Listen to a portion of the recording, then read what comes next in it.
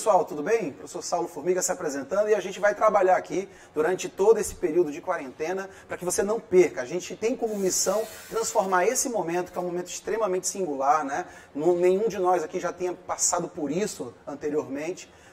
Vai falar com experiência, né? Então, sem dúvida, está ficando para a história. Agora, acima de tudo, é bom lembrar que nesse momento, um momento de crise, por que não falar disso? Mas é nesses momentos de crise que a gente tem aí um grande avanço, uma grande revolução em pauta. Por quê? Porque a gente vai tentar fazer diferente, não é mesmo? Então, você que está aí em casa, estudando, nesse momento, no momento virtual, no momento remoto, sem dúvida já está saindo na frente, hein? Não vamos esquecer que a vida continua. A gente tem que estar em casa, se resguardando, né? Protegido, mas a gente precisa estudar e é exatamente por isso que o governo do estado, a Secretaria de Educação, está aqui, ó, trabalhando para a tua produção, para a tua produtividade, tá bom? Então, ó, hoje nós vamos falar aqui sobre água, tá? Por quê, gente? Bem, você que está aí no ensino médio ou até mesmo no ensino fundamental, é um tipo de assunto que não dá para fugir, né? Principalmente no século XXI. Por quê, gente? Nosso dia a dia é feito com elementos básicos, né? Com serviços básicos. Você já pensou ficar sem água durante vários dias? Você sabia que nós conseguimos ficar até 30 dias sem comer nada?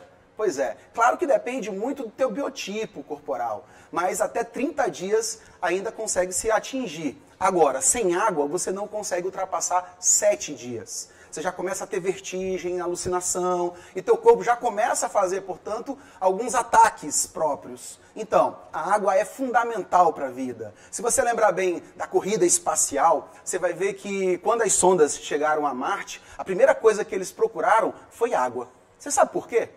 Por que procurar água em outros planetas? É um princípio bem simples. Quando você vai para a história da vida na Terra, você vai lá na teoria da espontaneidade da vida. Já ouviu falar nisso? Teoria da espontaneidade da vida. Bem, como o nome já diz, é que a vida surgiu do nada, espontaneamente, por conta de uma conjunção de fatores, uma combinação de fatores, que nunca mais se repetiu. Bem, se a gente acha água, o princípio hoje defendido é que onde há água, há vida. Você que já fez Enem, em algum momento aí do passado, já deve ter visto também uma questão sobre isso, né? Onde há água, há vida. E onde há vida, há água. Pois bem, então o princípio da corrida espacial é exatamente esse.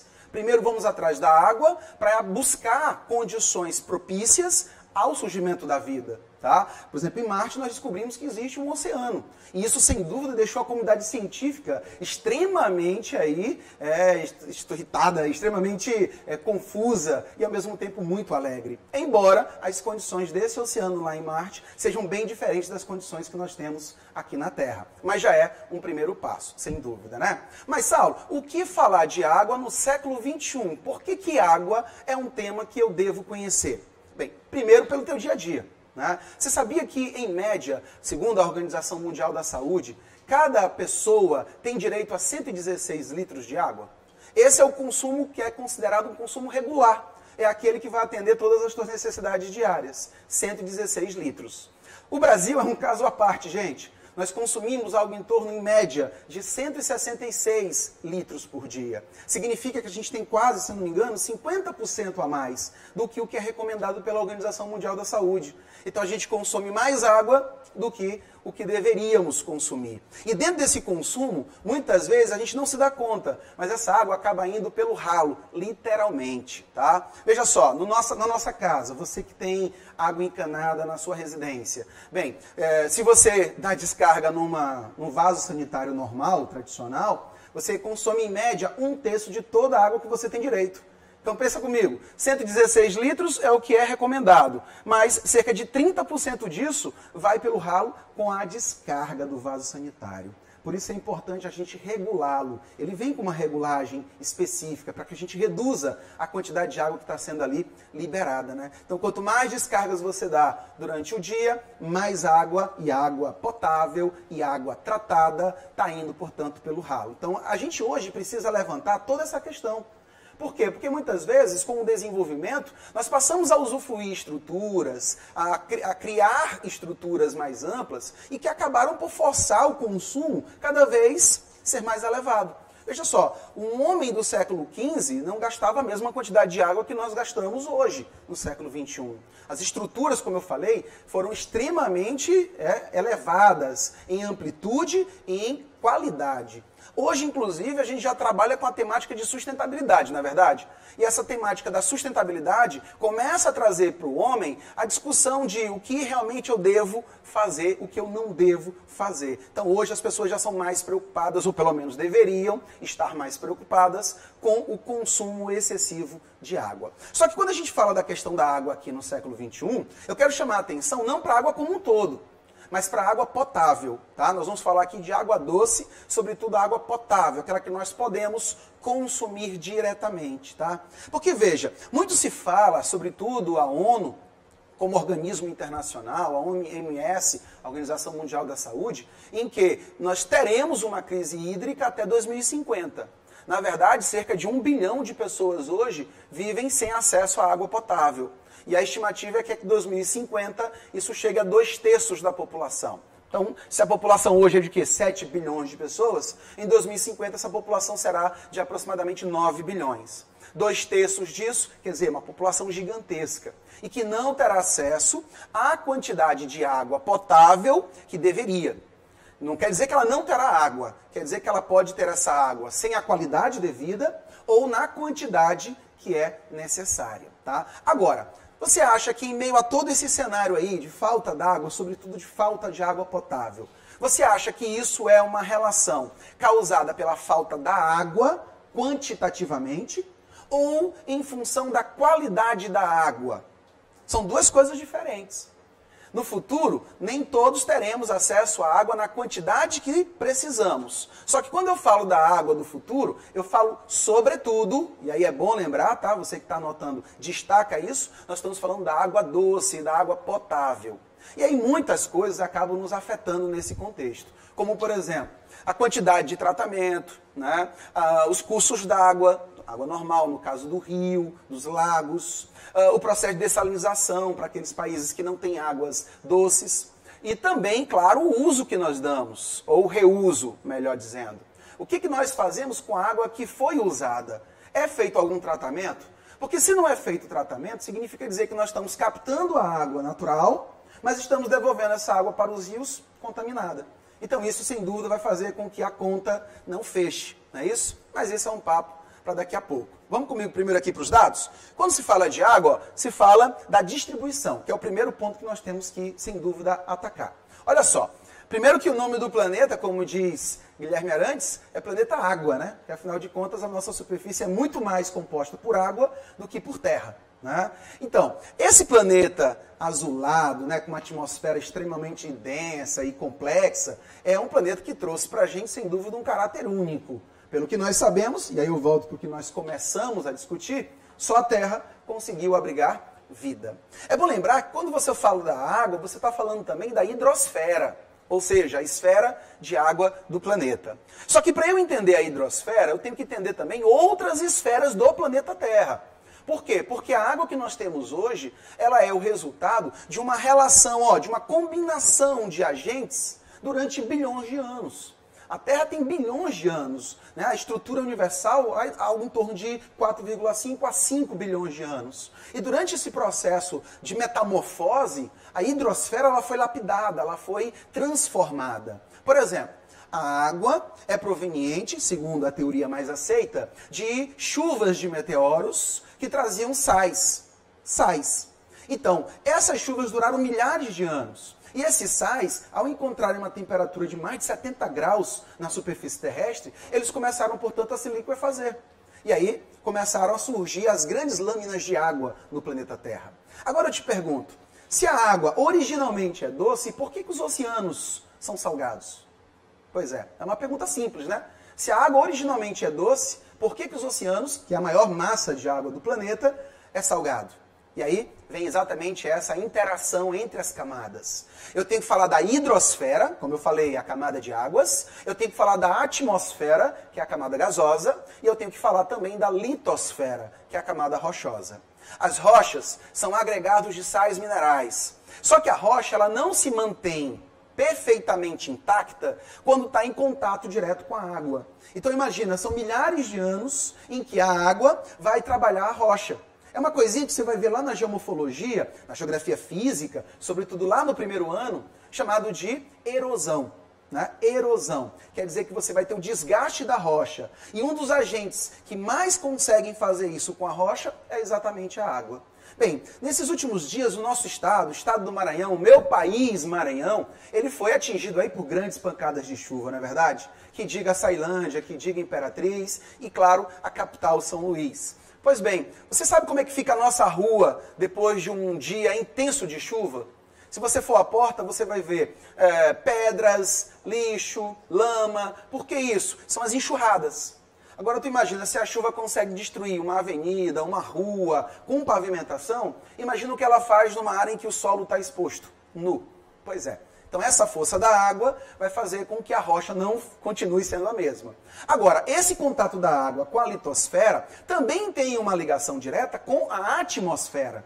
Quer dizer que todas essas esferas estão ali, ó, se alterando mutuamente, tá bom? Então, a hidrosfera acaba sendo o resultado dessa interação, ok? E com isso, nós temos a água como um elemento vital para tudo, tá? Não só para a vida, mas também para as relações que nós alimentamos, inclusive economicamente. Olha só, vamos olhar para o quadro aqui, de olho no slide agora, ó.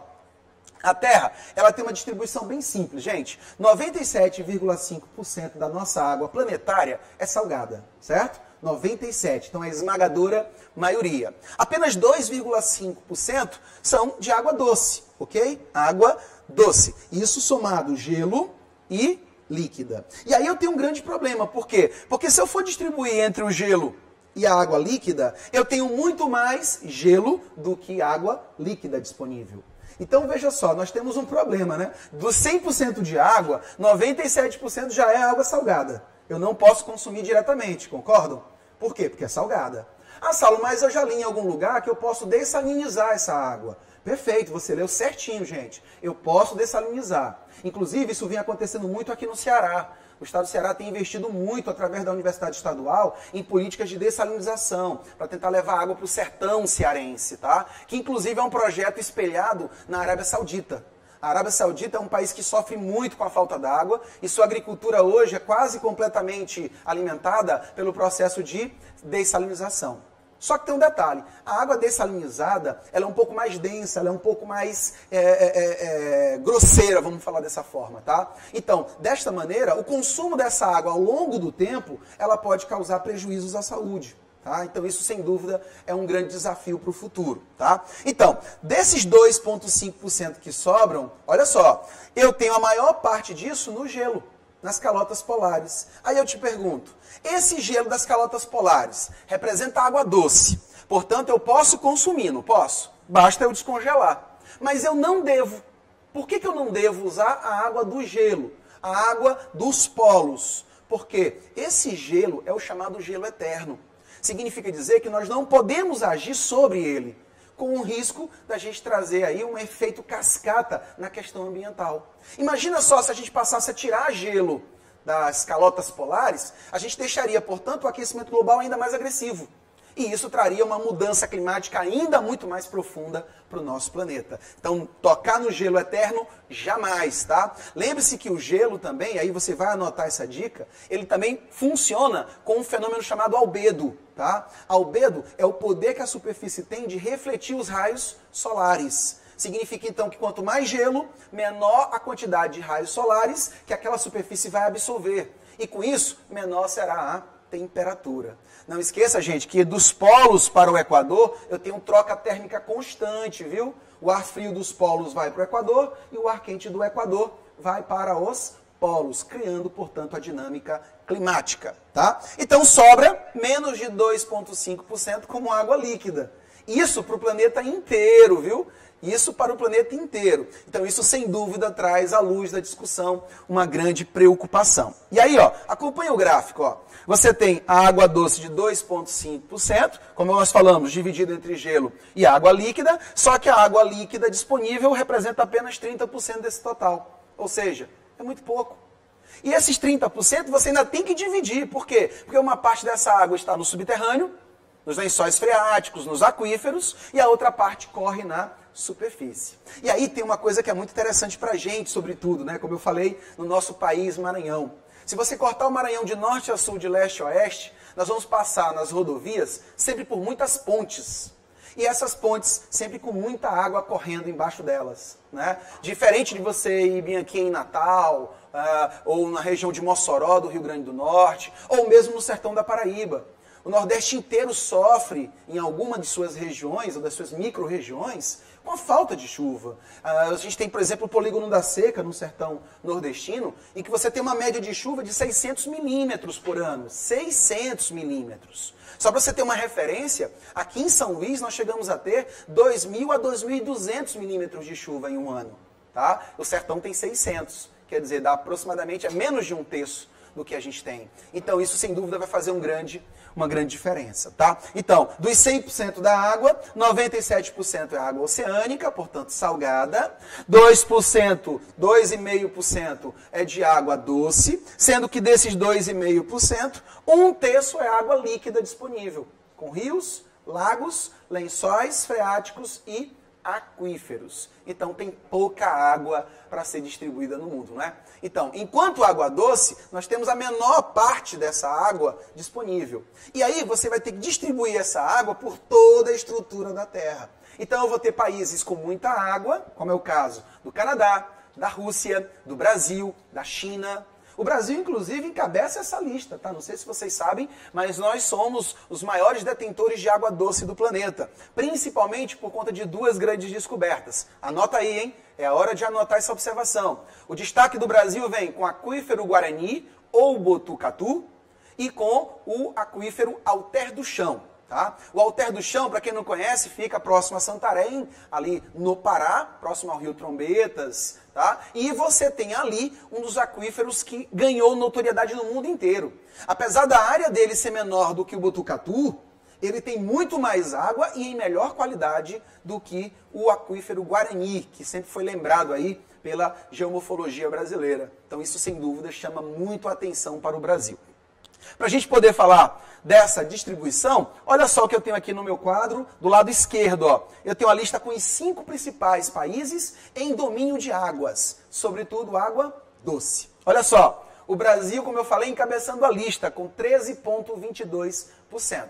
Olha só, no teu livro pode ter 12%, tá? Há uma pequena variável aí dentro da literatura, entre 12% e 13% por conta da contabilidade. Alguns autores levam em consideração, por exemplo, a água atmosférica, que é o vapor d'água, e aí entra a umidade do ar. Tá? Outros não, eles levam em consideração apenas a água fisicamente. Então, entre 12% e 13% é aceitável. Tá? Então não é erro do livro, do autor, né? Não é nada disso não. É em função, claro, dessa variação que é admitida na literatura. A Rússia tem 10%, o Canadá 6%, os Estados Unidos 6% e a China com outros 6%. Quando você pega Brasil, Rússia e Canadá, você tem o que aí? Ó, 30% de água. Quer dizer que um terço de toda a água doce do planeta, e aí eu faço menção ao que a gente falou agora há pouco, e bastante, hein?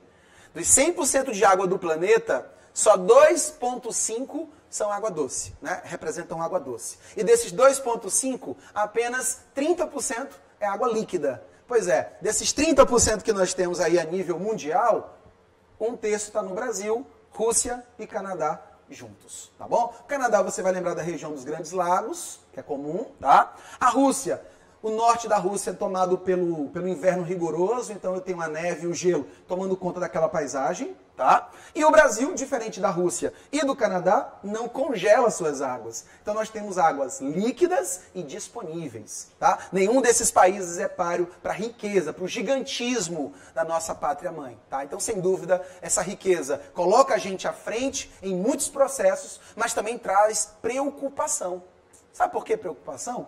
Porque, gente, se a gente está visualizando que no futuro haverá falta d'água para atender às nossas necessidades no quesito água doce, e nós, Brasil, temos muita água disponível, então isso pode trazer os olhares, principalmente dentro da geopolítica, para o nosso território. Você sabe que durante muito tempo, sobretudo no século XX, muitas guerras ocorreram em função do petróleo. né, a disputa pelo petróleo, como o caso do Iraque, do Irã, do Kuwait, a Guerra do Golfo. Eu sou da década de 80, vocês já dos anos 2000, né, uma geração aí muito mais moderna, a geração Y, não é isso?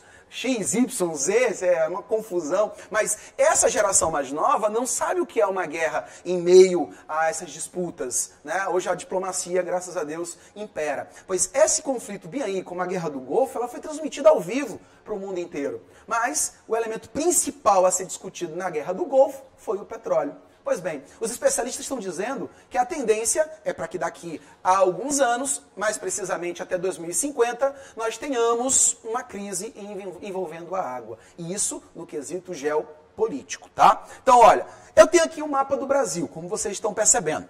E esse mapa do Brasil vai tentar explicar para a gente por que nós estamos aqui como número 1. Você já sabe qual é a resposta? A pergunta para vocês é: por que o Brasil é o país que possui a maior capacidade hídrica do planeta? Pensa aí, um minutinho. Por que o Brasil tem a maior capacidade hídrica do planeta?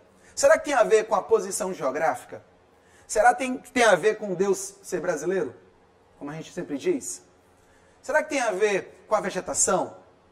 Certo, eu acho que tudo isso está relacionado, né? Mas olha, a primeira coisa, sem dúvida, é a localização. Percebam que eu coloquei uma faixa cortando o Brasil. Você sabe que faixa é essa? Olha aí, onde é que ele está cortando o Brasil? Na região centro-norte, né? Então eu estou falando da linha do Equador. Não dá para falar de água e nem da dinâmica climática brasileira sem falar da linha do Equador. A linha do Equador é uma linha referencial para as coordenadas geográficas, que é o caso da latitude, mas nesse caso aqui é imprescindível para a gente explicar o porquê de tanta água. Ora, o Maranhão é um estado que nós chamamos de estado de transição.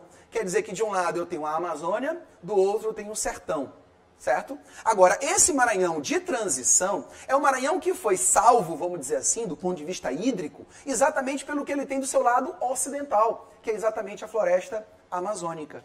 O que chama muita atenção para o Brasil é a abundância de biodiversidade. A abundância de águas, evidentemente, com biodiversidade. E tudo isso aí está relacionado, gente. Olha, você, por exemplo, lá no Fundamental Menor, lá nas primeiras séries, você fez uma pequena experiência com a professora em que você pegava um pires, caroços de feijão, né, alguns caroços de feijão e um algodão com água. Você deve ter feito isso, com certeza. Se não fez, não teve infância, viu? Tem que fazer agora. Por quê? Porque aquilo ali é para você ter noção, enquanto indivíduo, de como a vida surge. Olha só, a gente faz os caroços de feijão brotarem e se transformarem em plantinhas e mudas só com um algodão molhado na água. Por que isso? Porque a gente vai começar a falar do princípio da vida. E o feijão consegue brotar apenas tendo água no algodão. Claro que isso dentro de um limite, tá? Depois de um certo limite, você precisa colocá-lo no solo, para que ele possa se alimentar dos nutrientes presentes no solo. Mas isso, sem dúvida, é uma grande realização para o indivíduo, sobretudo para as crianças nos seus primeiros estágios, tá? Então veja, a mesma coisa vem para explicar aqui a Amazônia. A água é fundamental para a vida, e a gente já viu isso. E aqui, ó, a posição geográfica vai explicar o porquê disso. A linha do Equador, ela vai trazer para a gente a zona de convergência intertropical. Você já ouviu falar disso? Se não, anota, porque isso é importante. Zona de convergência intertropical. O que acontece? Você sabe que além do Equador, eu tenho outras duas linhas que são vitais para eu falar de clima, que é o Trópico de Câncer, que fica a 23 graus ao norte, e o Trópico de Capricórnio, que fica a 23 graus ao sul, certo? Então, esses trópicos, junto com o Equador, demarcam o que nós chamamos de zona tropical, ou zona intertropical. É a região em que a Terra recebe os raios solares perpendiculares. Muito bem. E esses raios solares perpendiculares fazem com que eu tenha maior temperatura. Tem muita luz e tem maior temperatura. Aí você soma isso à zona de convergência. Por quê? Porque dos trópicos para o Equador, nós temos a saída de ventos constantes e diários, chamados de ventos alísios. São ventos que sopram de Câncer e Capricórnio direto para o Equador. E ao chegar no Equador, acabam acarretando chuvas torrenciais. Chuvas que vêm do norte e chuvas que vêm do sul. Isso é muito bom porque o Equador é quem vai concentrar essas chuvas. E essa abundância, só para você ter uma ideia, faz com que a Amazônia atinja 4.200 milímetros de chuva em um único ano. Olha o que a gente falou, né, gente? São Luís tem uma média de 2.000 milímetros por ano. E na Amazônia eu consigo ter algo em torno de 4.000 milímetros. Então, sem dúvida, é algo extraordinário. E como nós falamos, onde há água, há vida. Lembra da experiência do feijão? Nós precisávamos de água, de luz e de temperatura. São os ingredientes perfeitos para que a vida possa brotar. E a Amazônia é a região que mais consegue ter isso ao longo de todo o ano. Então isso, sem dúvida, é uma grande riqueza que foi introduzida para o Brasil. Vale lembrar que o Trópico de Capricórnio corta o Brasil aqui, ó, na porção sul, tá? Entre o Sudeste e o Sul, mais precisamente na cidade de São Paulo. Então quer dizer que 92% do Brasil tem características intertropicais. Então isso vai trazer para nosso território chuva em abundância. Tá bom? Então isso, sem dúvida, faz uma grande diferença na construção da geografia física do nosso país. Ok? Seguimos adiante. Nós temos aqui o ciclo da água, que é importantíssimo para você que está estudando sobre esse tema. Percebam que a figura já fala por si só, né? Nós temos aqui a água líquida presente na superfície, e é bom lembrar que essa água líquida não é só água que eu vejo, tá? Eu tenho aqui os rios, os lagos, mas eu tenho água também no solo, que é aquela água que infiltrou. Eu tenho água na atmosfera, que está circulando, e eu tenho água nos seres vivos, tanto os animais quanto os vegetais. Seu corpo é feito de água, né? Algo em torno de 10% do teu corpo, do teu peso, é feito de água. Então essa água é um agente regulador. O suor, por exemplo, ele tem uma função no teu corpo, que é regular a tua temperatura. Então, com a terra não é diferente. A água é vital para quase todos os processos químicos que nós conhecemos. Então o que é o ciclo da água? Ó, o calor produzido pelo sol, ao iluminar a terra, aquece essa água, fazendo com que ela passe para o estado de vapor, gasoso. Então, a água líquida e a água presente nas mais variadas formas de vida a água vai passar para o estado gasoso. Então, ela vai subir, ó, vai ascender, chegando às altas camadas da atmosfera. Quando chega lá em cima, o ar é frio. E aí, vapor d'água encontrando um ar frio gera condensação. A condensação faz com que o vapor d'água forme microgotículas. E essas microgotículas de água vão se unindo, até que se transformem em macrogotículas, tá? O nome é bem simples e você já deve saber o que significa, né? As microgotículas, aquelas que não conseguem ser vistas a olho nu, vão se unindo e isso vai se transformar numa macrogotícula, uma gota maior. Ela pesa e a gravidade faz o seu papel, puxa de volta. São as precipitações, tá? São as chuvas. Lembrando que nem toda precipitação é chuva. Por quê? Porque eu tenho, por exemplo, a neve, que é um exemplo de precipitação e não necessariamente é chuva, tá? E a neve é quando eu tenho vapor d'água já no processo de condensação. Eu tenho também o granizo, que é a chuva de gelo, como a gente fala, né? De cubos de gelo, que também é uma precipitação e não necessariamente é chuva. Quando a gente fala de chuva, a gente fala de água líquida, tá? A queda de água líquida, ok? E depois da precipitação, nós vamos alimentar todo o processo novamente. A infiltração vai acontecer, vamos alimentar os rios, os mares e a vida, tá? É bom lembrar que o oceano é o maior fornecedor de vapor d'água para a atmosfera. Até porque é a maior lâmina de água do planeta, tá? Além disso, o oceano também é um regulador térmico, ok? Então este é o ciclo da água. E claro, para fechar, a questão política. Nós começamos fazendo um pouco desse retrato e vamos finalizar basicamente com esse princípio, o princípio que foi deixado pela ONU até 2050. A grande problemática da água, né? Quer dizer o quê? Que nós estamos hoje consumindo mais água do que o planeta consegue nos fornecer, sem que haja a intervenção de retrabalho, a condição do homem de melhorar a água que ele está disponibilizando para o ambiente. Porque o que acontece é o seguinte, nós estamos captando essa água, mas não estamos tratando após o uso, não na velocidade com que a gente despeja ela no ambiente. E aí o resultado é o quê? A gente está captando mais água do que está devolvendo em condições de uso. Resultado? Vai faltar água para o planeta, vai faltar água para a sociedade. E isso é um problema que está com os dias contados. Ou melhor, que tem dia, tem data, tem ano para acontecer, que é 2050. Então muitos especialistas dizem que, olha só,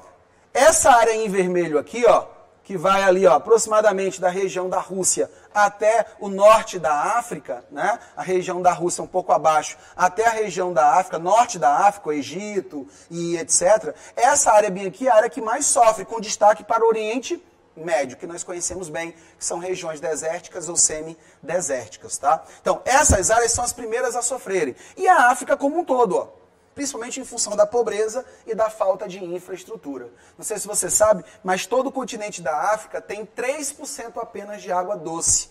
Daquela água que nós contabilizamos, 3% está na África. E isso também tem a ver com a infraestrutura. Então, há chances de um conflito ocorrer até 2050, mas hoje o mundo também já vem avançando muito no quesito de captação e tratamento, né? É um dos objetivos, inclusive, defendidos pelas Nações Unidas, né? O objetivo do milênio, né? Ou objetivos para o milênio, que, inclusive, vem para a pauta ainda neste século. Ok? Gente, eu fico por aqui. É muito bom ter esse momento com vocês, sem dúvida, e nós teremos outros, com outros amigos também, mas é preciso que você sente e estude nesse momento, tá? É bom lembrar que a nossa quarentena, ela tem tudo para ser produtiva e para que a gente saia dela mais forte do que entrou, tá? Não se preocupe não, que já já isso vai passar e quando você voltar para a sala de aula, você vai ver que você está com uma bagagem muito maior do que antes. E isso, sem dúvida, vai fazer uma grande diferença na tua vida, nas tuas conquistas, ok? Grande abraço e até a próxima.